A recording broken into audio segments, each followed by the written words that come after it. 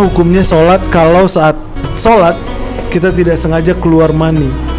Mani di sini MANI bukan MONY. Bagaimana? Mani. Bener-bener mani. Kita tidak mau membelokkan lagi, kita langsung to the point aja arahnya. Oke. Menyempurnakan ya, menyempurnakan bulan Ramadan atau bulan puasa. Kan ada namanya bayar zakat. Bayar zakat, zakat fitrah ya. Di sini ada pertanyaan, apa hukumnya kita mengambil pinjol untuk bayar zakat? Iya, bener. Ada bisa jadi dong.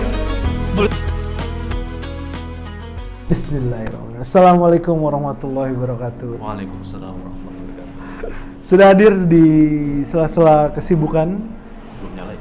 Sudah hadir, kayaknya mau mati lagi deh. Mati lagi. Iya. Ditekan lebih lama. Nah, cukup ya? Nggak apa-apa. Assalamualaikum warahmatullahi wabarakatuh. Sudah hadir Ihsan Syafiq, betul? Ya, tahun betul. lalu Nur Ihsan Syafiq yang saya kira Muhammad Nur Sandi. Tapi ternyata antum tidak ada nurnya. Ya. Meskipun ada cahaya dalam kegelapan. Amin. Jiwa-jiwa yang mungkin gelap. Ya, alhamdulillah. Ini adalah konten pertama setelah tahun lalu Marhaban ya Syawal, Fik. Marhaban ya Syawal. Marhaban ya Syawal. Sekarang lebih ke closingan Ramadan. Ah. Karena sekarang tepat tanggal 28 Maret 28 Masehi, Ramadan juga 28 Ramadan juga, yang mana itu 28 Ramadan berarti besok adalah sidang isbat, betul? Ya, pasti itu nih harus. Insyaallah ya, insyaallah. Ya, saya berharap Ramadan masih lebih panjang. Insyaallah, amin ya Allah, amin. Di sini closingan Ramadan lebih tepatnya akan membahas setiap pertanyaan-pertanyaan yang ada, Pik. Ya. Pertanyaan yang ada dari para rekan-rekan kerja juga, Siap. dari para mungkin yang tersesat ataupun yang kurang tahu, kurang memahami, kita akan coba gali lebih dalam. Seperti itu, Sobat. Langsung aja kita mulai. Ada beberapa pertanyaan. Yang pertama mengenai hukum sholat. Bagaimana hukumnya sholat kalau saat sholat kita tidak sengaja keluar mani? Mani di sini MANI bukan MONY. Bagaimana? Mani. Bener-bener mani. Kita tidak mau membelokkan lagi, kita langsung to the point aja arahnya. Oke. Keluar mani. Nggak sengaja. Tidak sengaja. Ya nggak apa-apa dong. Tidak apa-apa. Nggak apa-apa. Pas keluar tahu nggak kita? Pas keluar, ya mohon maaf ya aja. Ya pas keluar kan nggak tahu kan, tanpa sadar toh. Sesuatu yang dilakukan tanpa sadar karena nggak tahu atau karena dia itu hilang akal atau dia itu tidur gitu kan, koma gitu kan, nggak tahu dia ngelakuin apa, itu nggak ada dosanya. Jadi ya kalau itu memang tidak diketahui, ya berarti sah-sah saja sholatnya. Sah-sah saja. Kuncinya adalah dia tidak tahu. Tidak tahu. Mohon maaf ya, harus seperti ini. Nggak apa-apa. Lalu untuk yang kedua adalah berarti kuncinya kalau dia tidak tahu, itu sah-sah aja. Karena hanya Tidak ada kesengajaan. Tidak ada kesengajaan, tidak ada unsur kesengajaan. Kan kalau tiba-tiba pipis gitu kan, maksudnya kan. Seperti orang khilaf lah. Orang khilaf kan nggak salah gitu kan, meskipun nggak tahu kan. nggak tahu. Lalu kita berhubungan dengan puasa, Safik. Di sini kenapa sih kalau sholat tarawih itu identik dengan yang cepat-cepat, Fik? Karena di beberapa daerah, di beberapa budaya yang berbeda tentu saja.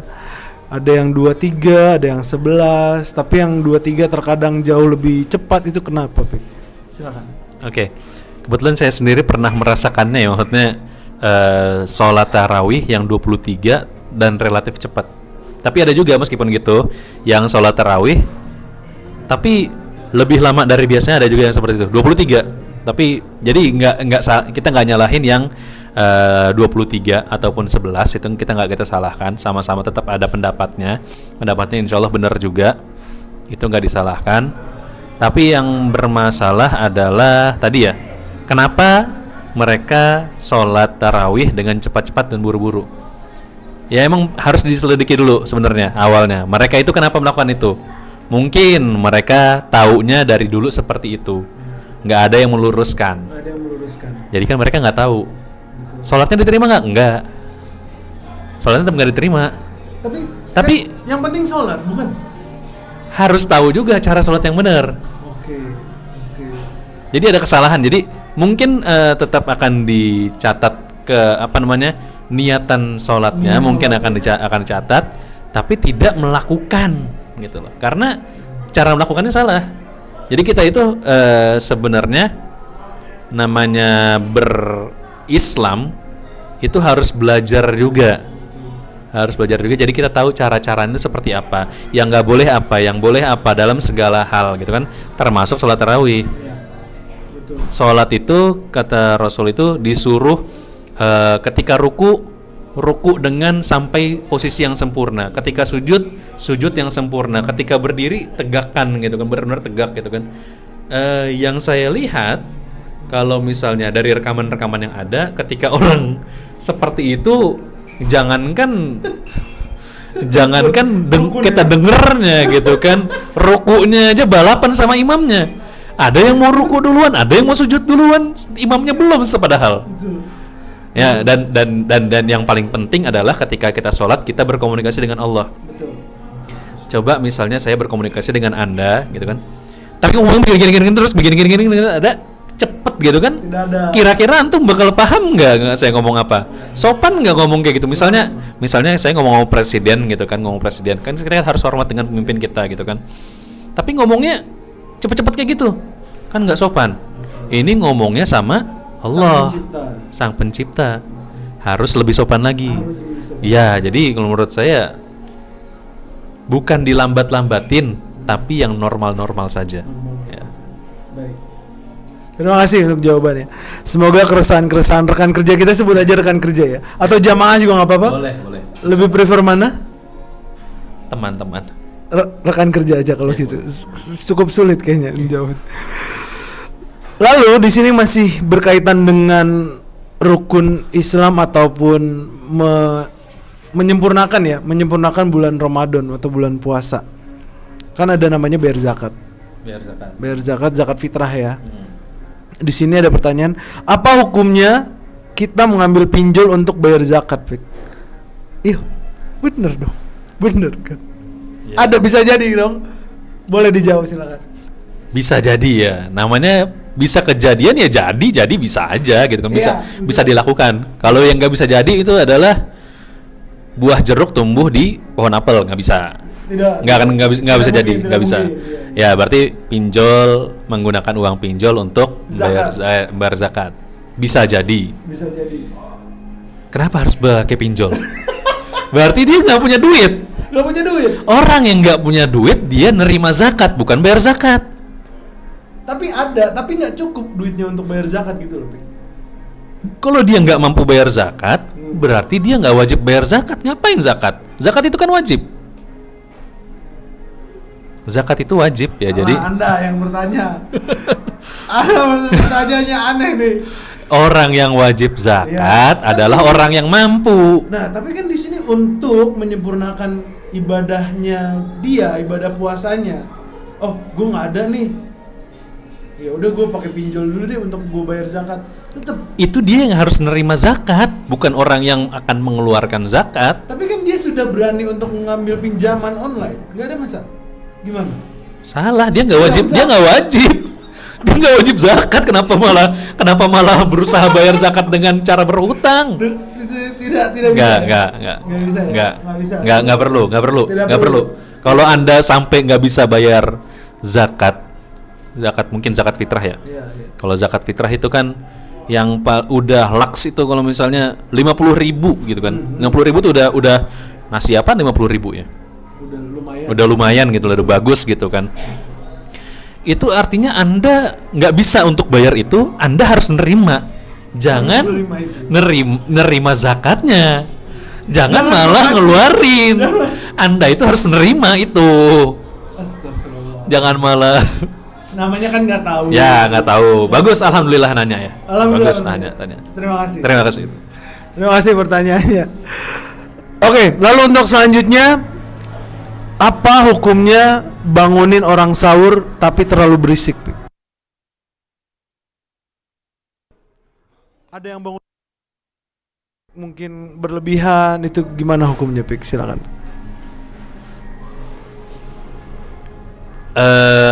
Nggak pernah ada syariatnya nyuruh bangunin sahur dengan teriak-teriak, nggak pernah ada syariatnya. Yang ada adalah mengganggu orang, itu tidak diperbolehkan. Jadi kira-kira kalau melakukan itu ada orang yang terganggu, mungkin tidak semua terganggu, tapi ada yang terganggu. Kan salah berarti mengganggu orang. Betul. Meskipun cuma satu orang gitu kan, merasa terganggu. Itu salah. Gitu. Tapi kalau Anda bisa memastikan, tidak ada yang terganggu sama sekali gitu kan. Sama sekali. Sama sekali. Kalau Anda bisa mengatakan 100% nggak ada yang terganggu, oh ya sudah gitu kan. Baguslah dia merasa. Mungkin orang-orang, seluruh orang yang di sana udah pernah saya tanyain, mau nggak saya bangunin dengan cara bangun seperti teriak-teriak dan berisik seperti itu. Terus ternyata semuanya bilang mau gitu. Oh ya sudah. Nggak apa-apa lah kalau menurut saya seperti itu. Tapi kan hati orang juga nggak ada yang tahu. Maksudnya dia bilang oke, iya, karena kalah jumlah misal. Ya. Kalah jumlah dalam artinya yang datang ke situ banyak, yang datang ke sana banyak gitu, Pik. Yang datang ke sana banyak untuk minta izin dan dia sendiri. Ya udah, oke, saya nurut aja. Itu gimana, Pik? Ada dua ya. Pertama, yang dua hal. Yang pertama, si yang nerima jawaban, yang mau bangunin orang dengan cara teriak-teriak dan berisik itu, dia hanya nerima, menilai dari yang zohir saja. Zohir itu artinya jelas kelihatan gitu. Oh, dia bilangnya nggak apa-apa, nggak nerima, berarti dia nggak salah. Yang kedua adalah orang yang akhirnya mengatakan, oh ya sudah deh, dia harus menerima resiko. Kenapa? Karena tidak jujur. Kenapa tidak jujur? Kan salah Anda sendiri. Betul. Ngomonglah paling enggak. Takut apa? Dengan jumlah kuantiti mereka. Kan cuma ditanya. Loh, ada intimidasi dong. Intimidasi seperti apa? Ya mereka banyak.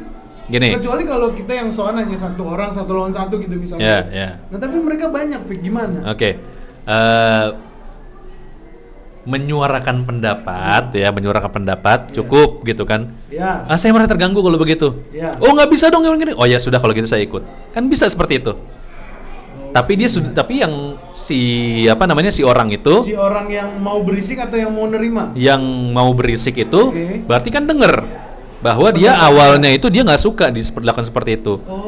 Jadi ada conditional yang membuat dia akhirnya harus dengan terpaksa menerima seperti itu. Bagaimana dari sudut pandang Islam melihatnya? Maksudnya adalah ya itu kan ada perasaan yang perasaan yang tidak luas ya di situ. Ada ketidakjujuran berarti. Ada saya harus menerima karena Anda terlalu banyak orangnya. Gitu gimana? Sudut pandang agama ya jatuhnya. Oke, pertama sudah akan diselesaikan dengan voting misalnya. Voting. Itu kan seperti kita memilih calon presiden A, tapi yang kepilih calon presiden B. Misal, saya nggak nyebutin A yang mana dan B yang mana ya. Betul, kecuali Anda nyebutkan angka. Saya nggak nyebutin angka. Saya nyebutin A dan B aja. Saya udah lupa. Yang C juga ada mungkin gitu kan. Betul. Misalnya saya milih yang A, tapi ternyata yang kepilih adalah B. Kalah suara. Ya nurut lah sama yang ini. Kan udah setuju bahwa kita akan mengikuti hasil voting. Ntar aja. Meskipun hasilnya ntar jadi polemik. Jangan. Oh ya tidak apa-apa, Bik. Lalu selanjutnya berarti ini udah clear ya. Setidaknya apa masih ada yang kurang jelas? Enggak, itu sudah cukup. Setidaknya si yang punya kontra dalam hal ini, dia udah bersuara. Udah bersuara. Yang penting kan menyuarakan maksudnya dia apa. Itu aja yang penting sih. Kalau misal nanti ada intimidasi terpaksa ya sudah. Terima aja, kan hidupnya di situ. Kalau nggak mau ya udah pindah aja. Kalau bisa pindah gitu kan. Kalau seperti orang Palestina kan kalau boleh pindah ya pindah. Saya ngomong Palestina boleh ya? Boleh. Gini. Harus yang tangan kanan ya? Harus begini. Iya, harus tangan kanan. Oke, baik, Fik. Untuk selanjutnya pertanyaan menyangkut bila kita sahur, balik lagi nih ke sahur. Setelah selesai sahur, kita langsung tidur, tidak melaksanakan sholat subuh dengan alasan terlalu mengantuk atau kita sudah malas sahur nih. Kan ya gue pribadi kalau sudah di akhir-akhir puasa tuh kadang udah malas sahur gitu. Pertanyaan dari lu nih. Ya kurang lebih. Mana yang harus kita dahulukan? Malas sahur tapi kita bisa dapat subuh, atau kita bisa sahur karena kan untuk Ramadan sendiri ya ada berkah ketika sahur kan. Kita sahur tapi kita tidak sholat subuh. Yang mana yang lebih baik, Pik? Pertama kita lihat dulu dari mana yang lebih utama. Jadi kan pertanyaannya kalau di breakdown itu lebih baik mana antara sholat subuh dan berpuasa atau bahkan sahur ya. Iya. Bukan ngomong puasanya bahkan. Bukan ngomongin puasanya bahkan. Ya, tapi kan pasti sahur. puasa kan. Iya. Kan ada juga orang yang tidak sahur tapi tetap berpuasa kan ada. Iya. Contohnya saya tadi pagi nggak sahur, tapi puasa. Oke. Karena emang bangunnya karena suara azan. Berarti kan udah beres dong. Sudah beres sahurnya. Tetapi tetap berpuasa. Nggak boleh minum lagi, nggak boleh. Ya, jadi kita breakdown antara sholat dengan sahur. Yang satu wajib, yang satu sunnah. Ya. Yang wajib harus diutamakan dong. Betul. Dan bahkan sholat itu dalam pandangan agama Islam itu adalah pembeda antara orang Islam dengan orang kafir justru bahkan. Artinya Rasul itu berarti mengatakan bahwa orang yang tidak sholat berarti dia mencapai pada taraf kafir. Meskipun ya kita nggak boleh nuduh orang itu kafir. Tidak boleh. Misalnya kita ngelihat ya, nunjuk misal kita ngelihat orang gitu kan kita dari zuhur sampai asar sampai maghrib kita bersama orang itu terus. Ya. Kita ngelihat orang itu kagak sholat asar kelihatannya gitu kan. Kita harus husnuzon dulu. Ya, husnuzon dulu. Husnuzonnya bisa dengan cara misalnya apa? Oh mungkin tadi udah digabung di jama ya, di jama. Kalau yang di jama perlu jelasin nggak jama itu apa? Ya boleh. Oke, jama itu menggabungkan antara zuhur dengan asar, maghrib dengan isya itu digabung. Jadi zuhur sama asar dikerjakan di waktu yang bersamaan, maghrib dengan isya dikerjakan di waktu yang bersamaan. Jadi kalau setelah sholat zuhur ternyata dia langsung dijamak dengan sholat asar. Iya. Gitu kan? Iya, berarti dia sudah sholat asar dong. Sudah. Kelihatannya sama orang lain tidak sholat asar. Betul. Bahkan bukan hanya belum, tidak gitu kan. Iya. Tidak sholat asar. Kita harus berhusnuzon bahwa mungkin dijamak. Gitu. Oke. Yang penting Husnuzon dulu. Kan kita nggak, kecuali Anda bertanya langsung ternyata bilang, "Oh iya emang gua nggak sholat asar." Nah, itu beda lagi urusannya. Oke, baik. Ya. Baik, terima kasih. Lalu selanjutnya masih berhubungan dengan puasa. Hukumnya kita sweeping warung-warung yang tetap buka. Bukan kita sih. Oknum. Oh, iya. Oknum yang harus melakukan sweeping ke warung-warung itu. Apakah memang benar itu menggugah iman untuk membatalkan puasa, Pik? Padahal kan seperti yang kita tahu mungkin ada orang yang tidak puasa, entah itu agama lain atau memang sudah uzur dan sakit jadi harus ya beli makan di luar seperti itu, Pik. Bagaimana, Pik? Mungkin orang-orang yang melakukan sweeping ke warung-warung itu mungkin dia nggak punya adik, nggak punya anak, atau nggak punya temen yang usianya lebih muda gitu. Kan kalau kita ngelihat orang kayak gitu kan, kita kan nggak maksa anak kecil untuk puasa kan. Anak sendiri harus puasa gitu kan. Pokoknya nggak mau tahu harus puasa. Gua aja cuman Ginzo gua ajarin setengah hari doang. Nah, kan nggak kita paksa puasa kan. Kita paksa puasa full. Terus ketika dia makan, apakah Anda bersembunyi? Takut batal juga ngelihat dia makan. Kan sudah ya. Kan kita imannya pasti tidak seperti itu dong. Seperti Orang anak yang kecil sudah itu kan. enggak, sangat beda kemampuan menahan dirinya pasti berbeda dengan anak-anak kecil itu. Terus kemudian kenapa orang yang udah tutup warung bahkan sampai Tutupin kainin lagi Iya, gitu betul. kan? Kenapa bisa tergoda sama yang kayak gitu gitu? Padahal udah ditutup. Udah ditutup. Menu-menunya udah ditutup. Bahkan untuk jalan masuknya udah ditutup. Kenapa masih? Kan dia cari perkara masuk ke situ berarti. Kenapa Anda masuk ke situ jadi ngelihat? Iya gak? Iya betul. Buat apa kan? Iya, buat apa gitu kan? Iya. Kalau lu nggak kuat lihat orang makan nasi sama telur, ya udah nggak usah lu lihat kan. Ya kalaupun Anda merasa terganggu, itu menambah pahala puasanya sendiri. Karena puasa itu kan menahan hawa nafsu.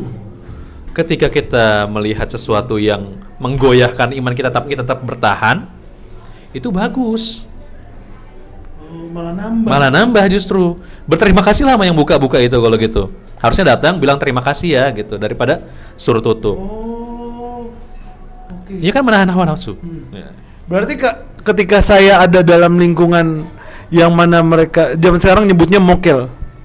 Nah, saya baru tahu tuh mokel. Nah, itu batalin secara terang-terangan. Oh. Saya sedang berada di lingkungan itu. Maksudnya dari zaman dulu ketika kita kecil pun itu kan kayak dalam tanda kutip sebuah aib ya, Pik.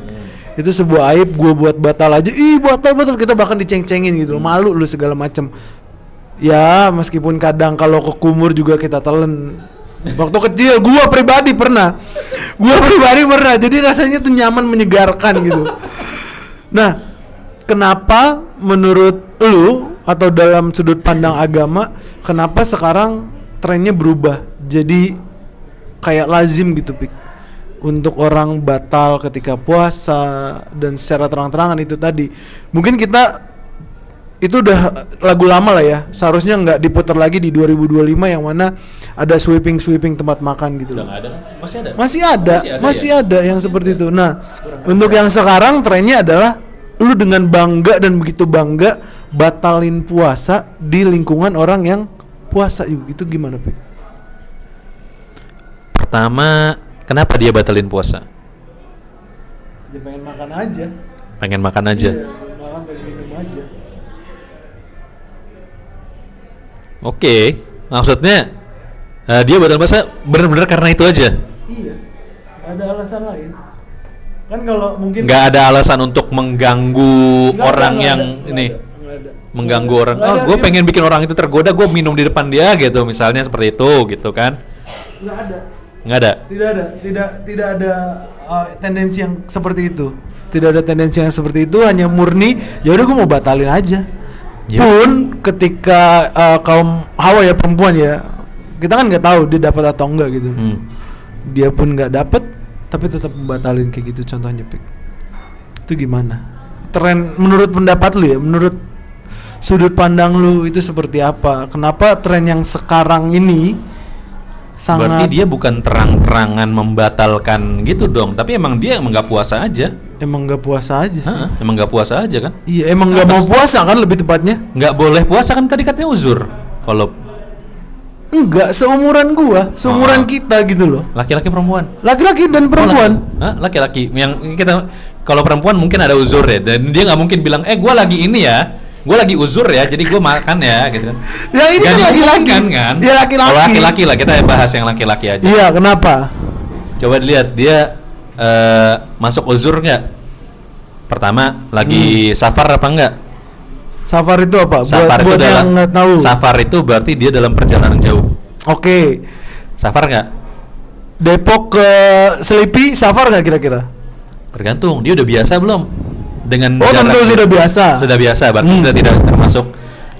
Oke. Tidak termasuk safar. Tidak termasuk safar. Udah biasa dalam artian ya, kalau di zaman dulu ya, dari Mekah Madinah itu bisa berhari-hari gitu kan. Itu pasti jauh dong kalau itu hitungannya. Betul, kan. itu Kalau benar-benar ya. Kan sehari pun nggak nyampe sehari udah nyampe gitu kan, artinya dekat. Itu satu ya. Safar. Oke. Kalau dia ternyata dia nggak safar, oke. Dia seumuran lu ya? Iya, kurang lebih lah seumuran kita lah. Oh ya, seumuran kita ya. Kan lu juga sama gue nggak jauh. Oh iya, nggak jauh ya. Oke. Berarti dia bukan orang yang tua banget sampai nggak bisa puasa. Bukan. Oke.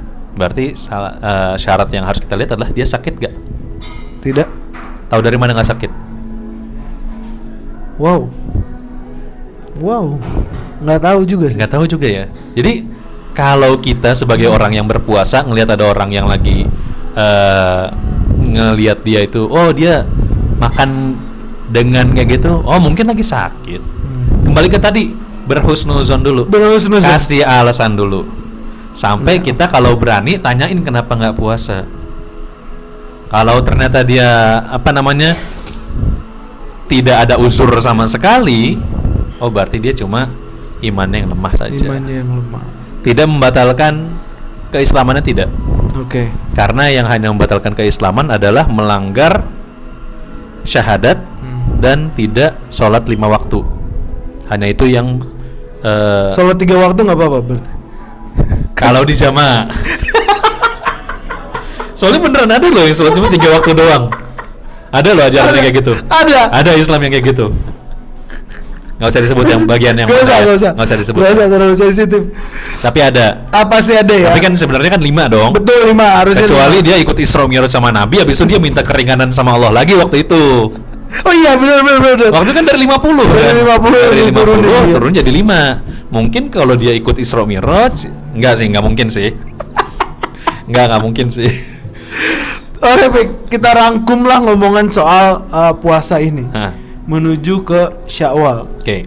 Gimana menurut lu orang yang udah lewat puasa dan dia merasa kayak gue udah suci, gue udah jalanin 30 hari puasa gue, terawih full, nggak ada celah, zakat, terus sholat sunnah semua gue ini, ya udah gue saatnya sekarang di Syawal adalah ya leha-leha dalam tanda kutip leha-leha atau ya udah gue nikmatin lah apa yang udah gue laluin di Ramadan. Itu gimana, Pik? Dengan artian menambahkan pundi-pundi dosa lagi setelah udah suci. Dengan artian ya maksudnya dia tetap 5 waktu, tetapi ada kebiasaannya yang seperti di Ramadan dia lakukan, tapi di bulan-bulan yang lain enggak. Contohnya ya sholat sunnahnya hilang, sholat malamnya hilang. Berarti kegiatan-kegiatan sunnahnya kegiatan sunnah yang dulu dia kejar banget gitu, gimana, Pik? Oke. Pertama, kita jangan menyalahkan orang yang tidak melakukan hal-hal yang tidak wajib. Oke, betul. Balik lagi husnuzon lagi. Kita berprasangka baik, mungkin nggak sempat, mungkin apa. Iya, kasih kasih alasan terus lah. Ya Allah. Daripada kita kasih alasan kepada saudara kita sendiri. Gitu. Iya, betul. Rasul kan mengajarinnya kayak gitu. Betul. Rasul bahkan mengajarkan kalau misalnya kalian mendengarkan saudara kalian yang mengatakan ana rabbukumul a'la, itu artinya aku adalah Tuhan kalian yang paling tinggi. Itu kita harus husnuzon dulu. Ya. Dengan cara misalnya apa? Mungkin dia itu lagi baca Quran. Karena di Quran itu ada ana rabbukumul a'la, kan ada. Quran ada. Saya lupa. Tapi ada. Coba cari aja. Cari ya rekan kerja. Ada. Itu ada. Jadi kita Rasulullah ngajarin yang bahkan sampai ngaku Tuhan saja gitu sekalipun harus kita kasih alasan dulu, kasih kenapa dia ngomong kayak gitu. Apalagi ya sekedar apa sih tadi? Sekedar ya nggak ngelakuin hal-hal yang sunnah gitu kan. Yang wajib kan dilakuin semua kan? Iya. Ya meskipun masih bolong-bolong, maksudnya kayak dia bekerja nih, jam kerja Senin sampai Jumat dia full 5 waktu, tapi ketika Sabtu Minggu lalai misal. Karena ngerasa ya udah ini off day gua gitu loh. Jadi ikut lalai juga. Contohnya seperti itu, Pik. Maaf sedikit menyambung atau mencurhatkan diri. Oke. Jadi yang namanya ada yang mengatakan hidup ini kerjaan kita dalam hidup ini itu adalah sholat. Sisanya yang lainnya adalah mengisi waktu luang antara satu sholat dengan sholat yang lain. Bukan terbalik berarti. Bukan terbalik. Jadi sholat itu nggak ada waktu off-nya. Waktu off-nya itu adalah ketika udah mati atau lagi nggak sadar. Betul. Koma gitu misalnya, itu nggak ada kewajiban. Iya. Gila misalnya kan dia nggak sadar ya. Kalau misalnya gila gitu kan, orang yang gila kan nggak punya kesadaran ya nggak? Betul. Ya, nggak punya kesadaran. Artinya dia tidak perlu sholat. Nggak ada kewajiban untuk sholat bagi dia. Jangan tarik orang gila bisa suruh sholat. Jangan. Dan sama kayak narik orang gila buat kita mandiin langsung. Kan belum tentu dia mau mandi kan. Aja lu. Kita nggak apa-apa nih ngebahas konten yang lain. Gak apa-apa. Kan dibelokin. Itu kan untuk mendidik orang-orang lain yang tidak gila. Iya. Bahwa orang gila tuh bisa kita manusiakan juga. Bisa kita manusiakan. Kita ajak ngobrol bisa. Betul. Kita cukurin bisa ya kan. Betul. Ada cukurin juga ya. Ada cukurin juga, betul. Itu salah satunya dekat Ya. Dia panjang ya. Di situ ada. Iya, iya. Saya tahu orangnya yang mana gitu kan. Salah satu kontennya, oh ini saya tahu orang yang mana gitu kan. Oke. Dan kan dimandiin juga, Iya, bagus. lalu, Artinya orang gila masih manusia, Masih perlakukan manusia. dengan baik gitu. Memanusiakan manusia ya. Memanusiakan manusia. Tadi kita ngebahas apa sih? Ya itu selepas puasa Oke. tuh Jadi Ramadan itu salah satu fungsinya adalah untuk mendidik kita, gitu kan? Ini akademi ceritanya, pesantren lah. Kan ada pesantren kilat, ada pesantren Ramadan. Ya, pesantren Ramadan. Jadi selama Ramadan itu kita dididik kebiasaan yang baik dan benar itu seperti apa. Dengan cara nanti dikasih reward ya, dikasih hadiah yang lebih tinggi ya. Jadi setelah itu udah lewat, harusnya memang kita justru membiasakan itu supaya apa? Supaya nanti ketika ketemu Ramadan lagi bisa lebih ditingkatkan lagi, lebih semangat lagi gitu. Tujuannya sebenarnya itu. Hikmahnya ya, bukan tujuannya ya, hikmahnya. Bener. Karena tujuannya supaya bertakwa. Betul. Terima kasih banyak Sapik untuk menutup closingan Ramadan. Ini lebih dalam mungkin ya, lebih kompleks ataupun di sini lebih general pertanyaannya. Jadi nggak soal Ramadan yang nantinya akan ditutup oleh kalimat ataupun kata-kata Sapik seperti kata-kata kultum gitu ya. Mungkin kalimat-kalimatnya yang bisa diberikan oleh rekan-rekan kerja, diberikan ke rekan-rekan kerja. Pertanyaan terakhir adalah kenapa sih kebanyakan negara yang tidak beragama itu lebih bermoral daripada yang punya agama tapi justru tidak bermoral? Contohnya di sini negara kita ini. Konoha. Negara Konoha ini disebutnya negara Konoha ini. Kita mau Karena bahasa Indonesia ya? iya benar. Lu bahasa Konoha kayak gini. Ini di Indonesia bukan sih? Australia. Ini sekali. Jadi maksudnya adalah kebanyakan kan atasannya itu dalam hal ini adalah pejabat ya. To the point aja pejabat bahkan nggak takut ketika disumpah harus pada akhirnya mereka korupsi, mereka nyeleweng gitu dengan jabatannya tidak amanah dan segala macamnya. Itu kan abnormal jatuhnya. Meskipun bukan titan ya, titan abnormal. Tapi di sini kan di luar itu semua loh, Pik. Nggak ada moral value-nya jeblokan gitu. Sudah berani bersumpah atas nama Tuhan, atas nama Allah gitu. Tapi kok bisa gitu loh berani. Gue kasih contoh aja deh negara yang katanya bermoral atau yang paling bahagia itu Finlandia, Denmark gitu. Contohnya kayak gitu. Ada indeks ataupun ada surveinya yang membuktikan kan seperti itu. Nah, boleh dijawab silakan. Oke, waduh, tiba-tiba jadi ke negara nih. Oke, kita coba jawab dengan hati-hati ya. Pelan-pelan. Pertama, indeks moral itu yang menentukan siapa? Coba dijawab dulu. Manusia itu sendiri. Manusia melihat manusia lain gitu mungkin ya. Ya seperti itu. Manusia bisa berpendapat berbeda. Ketika ada dua perbedaan pendapat, mana pendapat yang benar? Jadi dibalik ya saya. Ya nggak ada yang absolut sih. Ya, nggak ada yang absolut. Kalau dari manusia nggak ada yang absolut kan? Nggak ada. Berarti kita harus menentukan kebenaran absolut itu mana? Ada nggak kebenaran absolut di dunia ini? Atau ada nggak kebenaran absolut ada nggak kebenaran absolut itu? Mungkin nggak ada. Mungkin kalau rekan-rekan kerja mau komen ya. Tapi dalam sudut pandang gue, kayaknya enggak deh. Ya kebenaran yang absolut adalah itu juga masih bisa masih bisa dibantah gitu ya. Oke. Coba menurut gue nih gue sebagai orang yang beragama, ya kan gue kan orang beragama. Tadi kan bahasan tentang negara yang beragama kan. Sekarang gue orang yang beragama.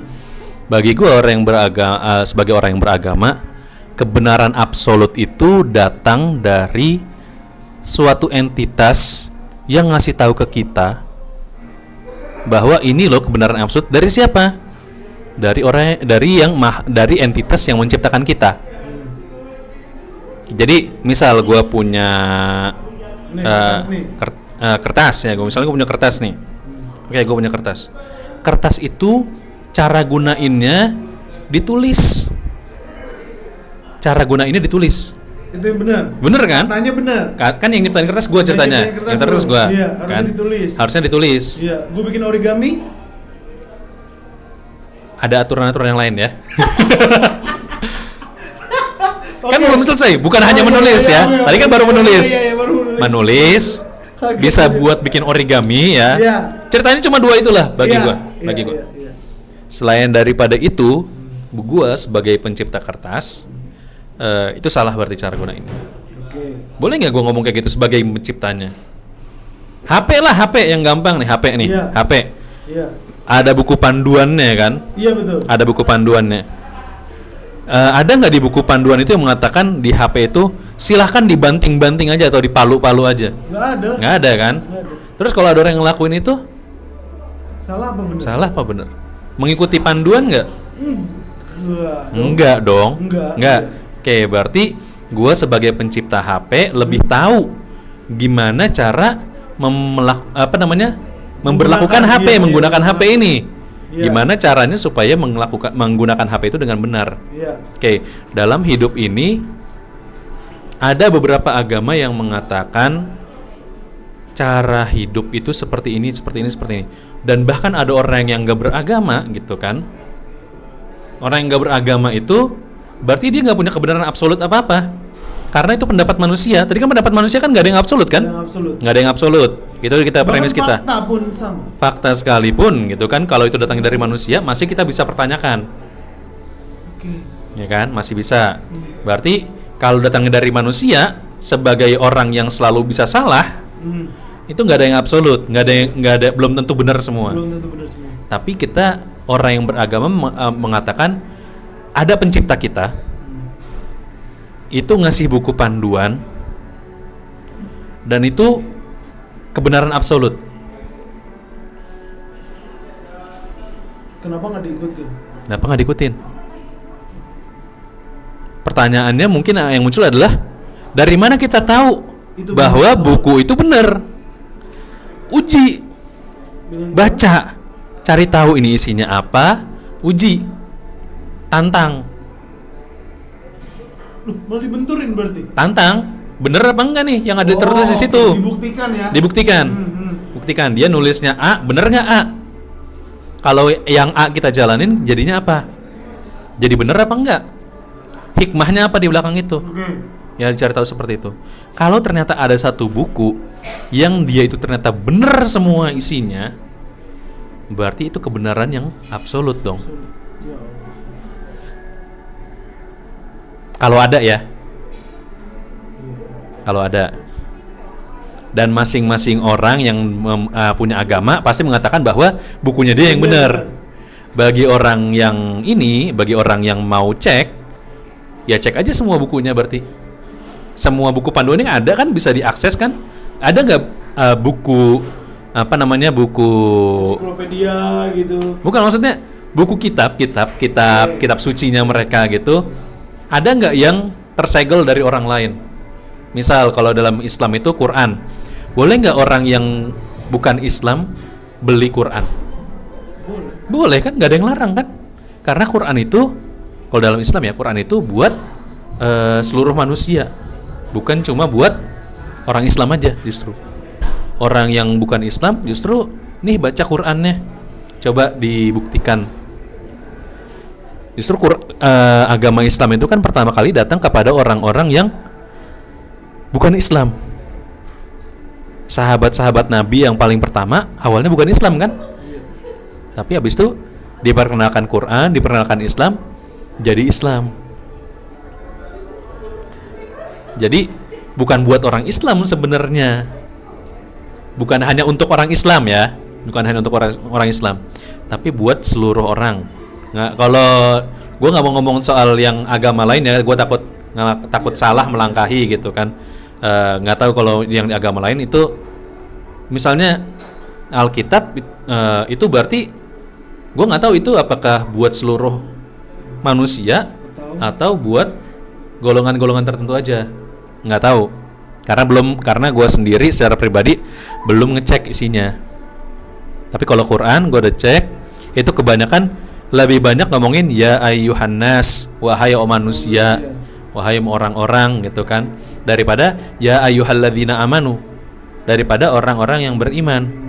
Jadi lebih banyak menyeru kepada orang-orang yang orang-orang ke seluruh orang, Islam atau enggak, daripada yang menyeru kepada orang-orang yang beriman aja.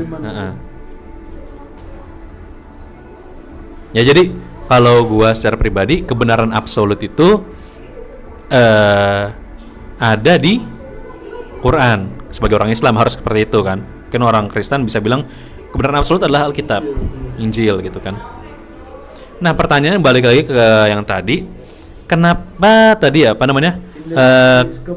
Kenapa kebanyakan negara yang beragama, yang tidak beragama lebih bermoral? Jadi kita cek dulu mereka bermoral apa enggak, bener nggak sih mereka bermoral?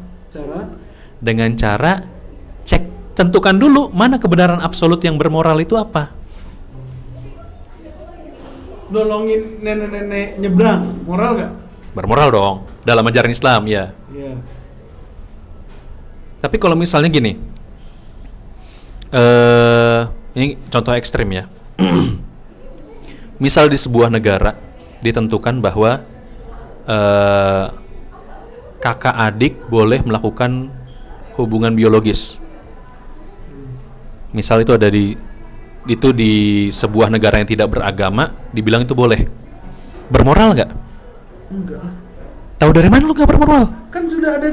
Ya Allah. Kan mereka nggak punya agama, nggak ada kebenaran absolutnya di mana? Kan nggak ada kebenaran yang absolut kan tadi. Ya Allah. Manusia boleh berpendapat, bagi mereka itu benar terus, tapi harus kita cek benar nggak sih? Di buku itu. Benar nggak sih? Benar nggak sih? Kan kalau misalnya orang yang tidak beragama, kita nggak bisa cek dong. Kita sudah mengatakan premis bahwa mereka itu nggak punya kebenaran absolut karena mereka manusia. Ide-idenya dari manusia aja terus. Sementara manusia bisa salah. Gitu. Jadi cek dulu bermoral bener apa enggak. Tahu dari mana bermoral? Cek gitunya. Ya mungkin mudah-mudahan bisa dipahami maksud gue kayak gimana ya. Iya. Gue paham sih, Paham. konteks. Lalu bagaimana lu mengemas itu, gue sih tahu ya, paham. Ya Allah. Mudah-mudahan nangkep ya rekan-rekan kerja yang lain. Insya Allah. Insya Allah. Orang cerdas kan yang nonton kan? Ada konten yang bilang smart people, ujung-ujungnya malah Oh iya. nggak ini namanya. Tapi kan kita nggak ngomong bahwa kita smart people. Ya setidaknya kita orang. Paling nggak. Iya maksudnya kita orang kan. Paling nggak kemampuan berpikir kita kira-kira di lebih baik lah ya. Lebih baik. Iya, Kita nggak bilang kita smart banget. Nggak smart banget karena kita melihat orang, ya orang aja, nggak ada benar, nggak ada salah. Adanya orang aja, orang kadang bisa membuat kesalahan. Dan ini tadi yang gua jawab juga itu adalah pendapat dari gua. Betul. Silahkan di challenge. Kalau mau challenge saya, caranya ya challenge Quran juga. Karena pendapat gua absolutnya di Quran. Cek aja Qurannya. Iya betul. Tantang aja isinya. Maksudnya challenge ya dalam artian buktikan. Mungkin tidak semua di dalam Quran itu bisa dibuktikan dengan sains. Karena kalau salah satu ustadz kita ada yang mengatakan sains itu menjawab what and how, apa dan bagaimana. Tapi sains nggak bisa menjawab why. Di Quran bisa. Agama bisa. Ya Allah. Agama menjawab why. Sekarang tinggal pilih. Kan kalau orang Islam, kenapa sih melakukan kita bisa yang namanya what itu kita melakukan namanya menolong orang. Itu kan what and how kan. Tapi kenapa? Dijelaskan dalam Islam itu dijelaskan kenapa nolong orang. Kalau sains nggak bisa menjelaskan kenapa, itu nggak ada. Kalau sains itu kan menjelaskan kita ngelihat kayak gini, nggak melihat intensi orang. intensi orang yang jawab adalah agama. Paling harus wawancara gitu kan, tanyain Ya kenapa itu, kamu ngelakuin ini? surveinya kan, balik Iya, lagi. surveinya gitu kan, surveinya. Nah, kenapa kamu ngelakuin ini gitu kan? Kenapa mengambil A, kenapa nggak Iya, B? harus bertanya kepada Iya. orang kan. Iya betul. Nggak bisa ngelihat dari Balik apa lagi namanya, bertanya orang. observasi doang nggak bisa. Iya, balik lagi bertanya orang bukan absolut, pendapat. Iya, pendapat. Tapi ketika ada sebuah pendapat orang, challenge sebuah pendapat itu. Gue Marah. bikin pendapat tadi kan. Marah tapi marah kan. Hah? Marah. Orang bicara pendapat tuh nggak boleh. Iya kan gitu. Siapa yang merah? Tolong lebih cerdas dalam memahami pendapat, namanya pendapat. Dia kan Kalau orang berpendapat itu, ya coba aja di challenge pendapatnya. iya. Bukan malah dimusuhi. Iya. Bukan malah dijauhi. Nah, jangan. Ya Allahu Akbar. Kalau misalnya, Terima kasih. kenapa kamu sholat asar di waktu maghrib? Ya tanya pendapatnya. Tanya kan, harus tanya. Ditanya kan? Tanya. alasannya kenapa? Alasannya kenapa? Ketiduran kah? Ketiduran kah? Atau lalai memang Atau sengaja lalai, atau mengejar dunia? Selalu banyak kemungkinan. Ya. Insya Allah, Sapik. Terima kasih sudah mengisi closingan Ramadan 1446 Hijriah ya. iya. 1446 Hijriah. Untuk menutup closingan Ramadan, Safik ada beberapa kata, beberapa kalimat bagi rekan-rekan kerja yang masih mencoba untuk lebih baik dari dirinya, mencoba mencari bagaimana adanya esensi beribadah. Kalau dalam pribadi gue adalah esensi sholat. Gue menjadi gue pribadi jadi lebih bermakna ketika setahun lalu kita bertemu, bagaimana saya struggle-nya dengan kehidupan dunia ini. Ya. Kehidupan menjadi seorang bapak, seorang suami, dan sekarang alhamdulillah. Tapi yang dibenturkan saat ini adalah rasa malas karena mengejar duniawi itu. Boleh sambil ditutup untuk closingan Ramadannya mungkin disampaikan ke rekan-rekan kerja. Boleh yang ini aja. Oke. Bismillah. Pertama-tama kita sebagai orang Islam ya, sebagai orang Islam itu sangat dianjurkan untuk bertanya kenapa kita melakukan ibadah tertentu. Misal tadi kita ambil contoh yang tadi adalah kenapa kita sholat. Emang kalau sholat tuh kenapa? Gitu kan? Kenapa kita sholat? Kita cari tahu dulu tuh. Kenapa sih kita harus sholat? Jangan-jangan kita sholat itu cuma karena dibilang aja sholat itu wajib. Tidak salah.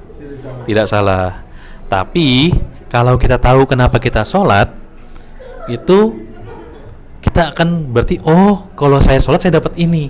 Kalau saya sholat saya terhindar dari ini. Gitu. Jadi segala-galanya tuh dalam agama Islam seluruhnya itu boleh ditanyakan, gitu kan? Boleh ditanyakan. Tapi ada maksudnya dalam ibadah, bukan keseluruhannya ya. Entar ada yang nanya, Allah datang dari mana? Ah, itu kan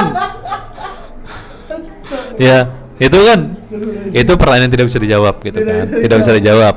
Ya, meskipun kalau ada yang bertanya seperti itu, Allah selalu ada jawaban, itu adalah jawaban saya. Ya, tapi seluruh ibadah gitu, ada. Iya. Iya. Tapi seluruh ibadah yang disuruh kepada kita untuk lakukan, kita boleh tanya, kenapa kita melakukan itu? Kenapa sih kalau saya sholat? Kenapa sih kalau saya nggak sholat? Bisa cari di Google dulu. Sekarang kita cari di YouTube, itu udah banyak banget. ChatGPT, Google, ChatGPT. Di YouTube juga sudah banyak sekali orang-orang yang menjawab keutamaan sholat itu apa, keutamaan zakat itu apa, keutamaan menolong orang itu apa, keutamaan memberi makan orang itu kenapa. Kenapa sih kita ngasih makan ke orang gitu kan? Kenapa sih kita ngetraktir orang? Makasih by the way. Saya ditraktir sama dia. Bukan karena saya ngonten, tapi emang karena dia baik aja mentraktir saya.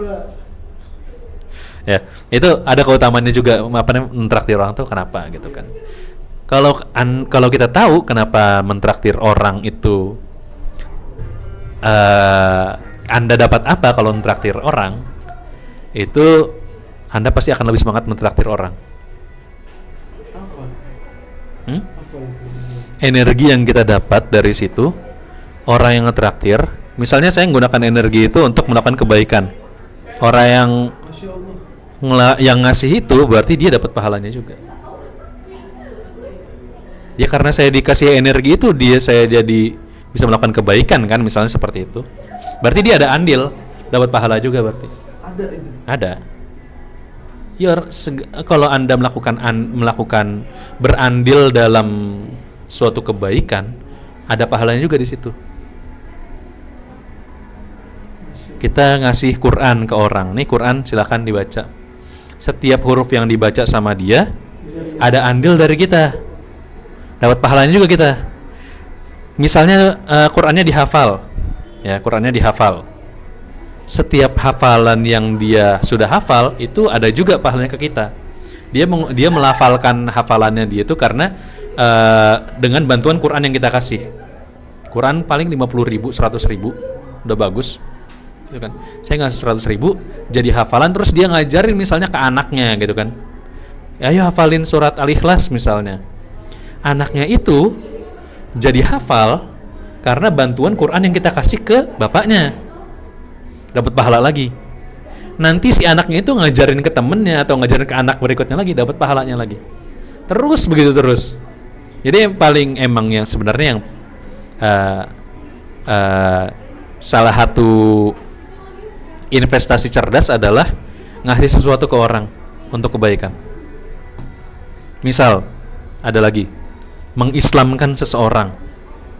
Setiap amal ibadah yang dia lakukan sama orang itu nyampe ke kita, tapi nggak dosanya.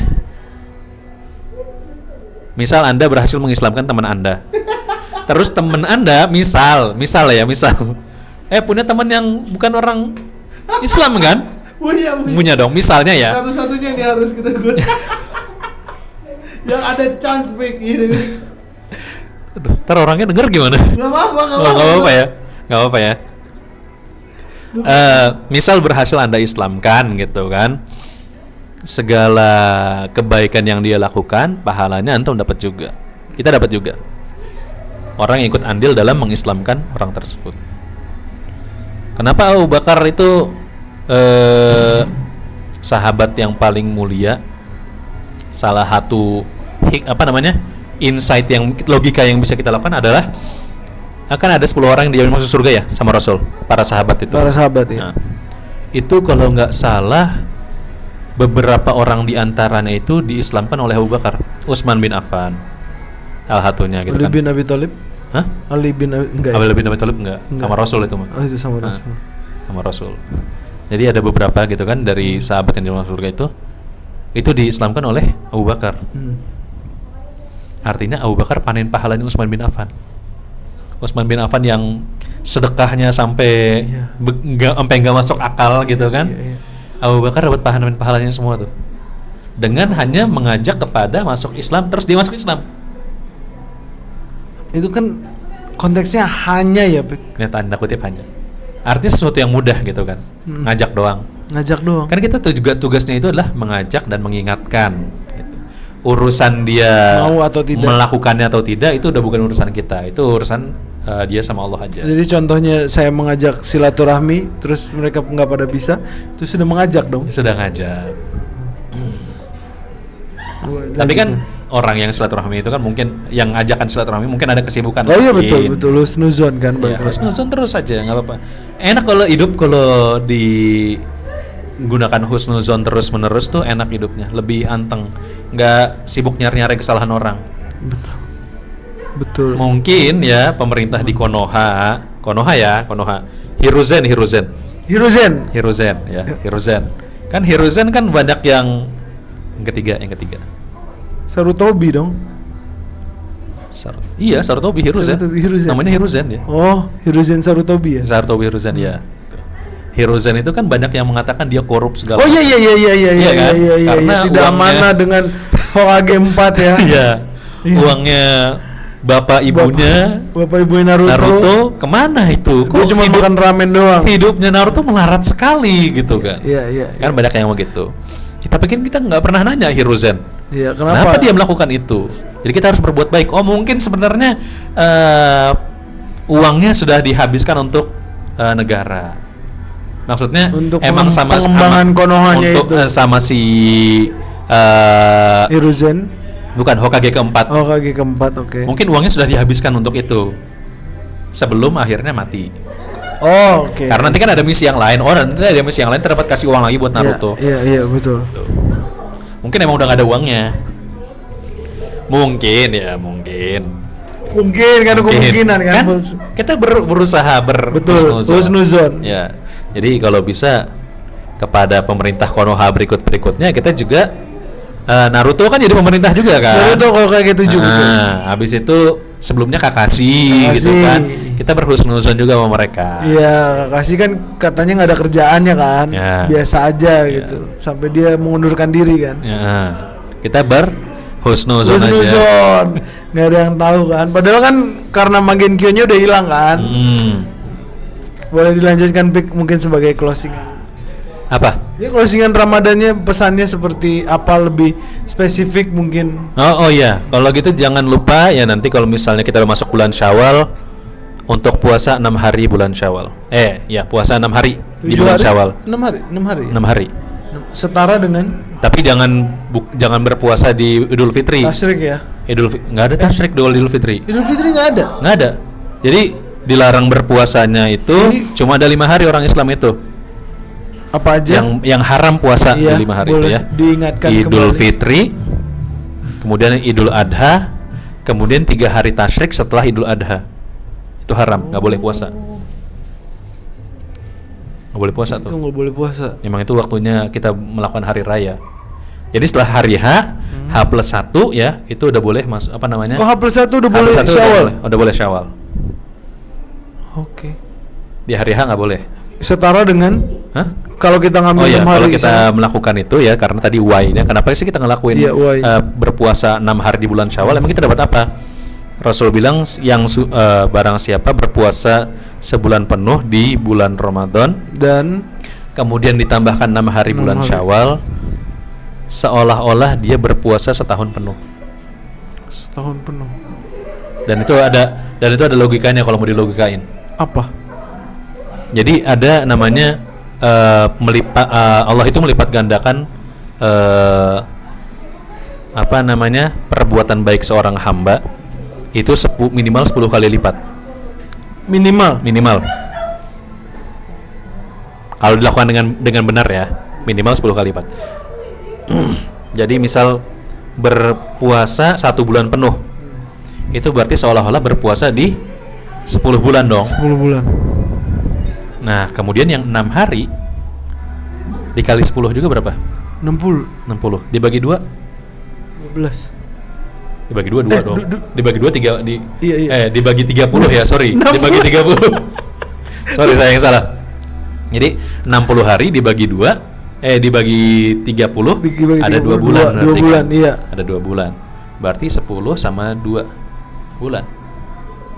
10 bulan sama 2 bulan. 12. Ya, 12. Ya Allah, 1 tahun. 1 tahun berarti kan. Itu kalau mau dilogikakan ya. Kalau mau diaduin logika. Kalau secara eksplisit Nabi Muhammad tidak mengatakan bahwa begitu perhitungannya, enggak. Itu hitungan Tapi yang logika. jelas Nabi Muhammad itu mengatakan sallallahu alaihi wasallam 1 bulan kemudian ditambah 6 hari seolah-olah berpuasa di 1 tahun. 1 penuh. tahun. Jadi kalau Anda yang tidak kuat untuk berpuasa 1 tahun penuh, silahkan berpuasa 6 hari dan nggak harus berurutan. Oh, nggak harus berurutan. Nggak harus berurutan. Jangan misalnya saya nggak kuat, misalnya 2, habis itu 5, Iya. habis itu 12, Iya. Terus 13, 15, habis itu 15, lompat lagi 20 sampai misal. Iya, ke 20. Oke. Nggak ada masalah. Yang penting 6 hari. Oh. Nggak harus berurutan. Jadi kalau misal kita mau ambil Senin Kamisnya pun nggak ada masalah. Cukup nggak tapi? Ya cukup kan, Cukup. 3 Oh, iya, kan 3. ngambilnya. Iya, cukup berarti. Oke, ada lagi? Udah, itu aja. Alhamdulillah. Terima Kalau kasih. itu bisa dilakukan Alhamdulillah ya Allah. dan kalian lakukannya karena saya ingatkan, saya dapat pahalanya juga. Masya Allah. Terima Itulah kasih. enaknya ngasih tahu tentang agama.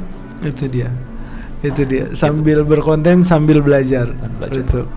Insya Allah semua buat rekan-rekan kerja yang sudah menjalankan puasa Ramadan biar diberikan keberkahan, Amin. biar dilancarkan segala urusannya Amin. dan menjadi pribadi yang jauh lebih baik Amin. dari bulan-bulan ataupun bulan Ramadan. Setelah lepas bulan Ramadan, ya kalau bisa jangan hilang seperti yang tadi, dan jangan memanfaatkan pinjol untuk membayar zakat. Baik itu zakat fitrah atau zakat mal, ya kan? Ya, zakat mal lebih parah lagi. Artinya Anda tidak mampu, tidak masuk nisabnya. Tidak masuk, jangan pernah berpikiran seperti itu. Buat para rekan-rekan kerja, tetap beribadah, tetap di jalan yang benar. Ya, Tetap di jalan yang benar. Saya Ega, saya Syafiq. kami pamit undur diri. Sampai bertemu lagi di konten tahun depan, insya Allah di closingan Ramadan, dan marhaban ya syawalan. Assalamualaikum warahmatullahi wabarakatuh. Waalaikumsalam warahmatullahi wabarakatuh.